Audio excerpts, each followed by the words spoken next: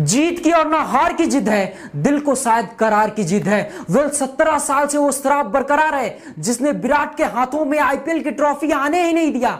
कभी रिचर्ड्स ने कहा था कि अगर सिंगल प्लेयर खेल सकता तो क्रिकेट में तो विराट कोहली ने क्रिकेट की हर ट्रॉफी को उठा लिया होता, लेकिन कहां से लेकर आए? वही वजह है कि 17 सीजन 17 बार दिल टूटना, और इस साल भी ईसाला कप ना दे हो पाना।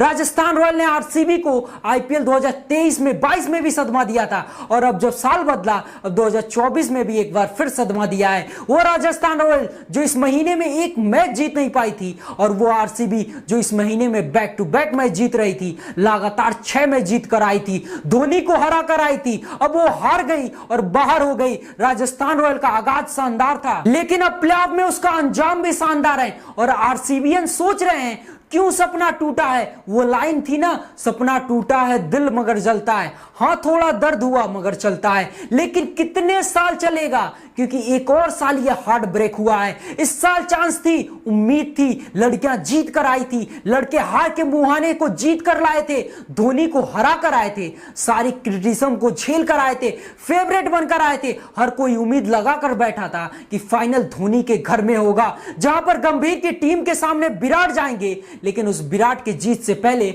RCB Tata thank you so much कह दी, और हर साल की तरह आरसीबी की फैंस हिम्मत जोड़ते हैं और लॉयल्टी के साथ सपोर्ट करते हैं। लेकिन हर साल की वही कहानी होती है कि कब आएगा दिन जब हम कहेंगे इस साल कप नाम दे। तो 2020 में एलिमिनेटर थे, 2021 में एलिमिनेटर थे, 2022 में क्वालिफाई 2 में थे, 2023 में 6 पोजीशन पे थे, 24 में भी थे, लेकिन वो सब बाहर हो चुके हैं। आरसीबी परफॉर्म करती है लेकिन जीत नहीं पाई यार। अब देखो 2008 में जब आईपीएल की शुरुआत हुई थी तो पहला सीजन चलो खराब था, सेकेंड सीजन में चांस था, पूरा चांस था, अच्छी टीम थी, रोबिन उथापा, मनीष पांडे, अब सब शानदार थे, बट उस साल हार गए। और 2010 में फिर कमबैक किया, सेमीफाइनल तक गए थे, फिर हार गए। 11 में स्ट्रांगली कमबैक किया और रनर अप बने, और 2009 में नंबर 2 पर रहे, 2010 में नंबर 4 पर रहे, 2011 में नंबर 2 पर रहे। लेकिन फिर एक ऐसा श्राप लगा कि 2012 में 5 पे, 13 में 5 पे, 14 में 7वें पोजीशन पे, और 15 में क्वालिफायर 2 में, 16 में एक साल फिर चांस बना था। विराट अपने पीक पर थे, डिविलियर्स अपने पीक पर थे, और क्या कमाल की टीम थी,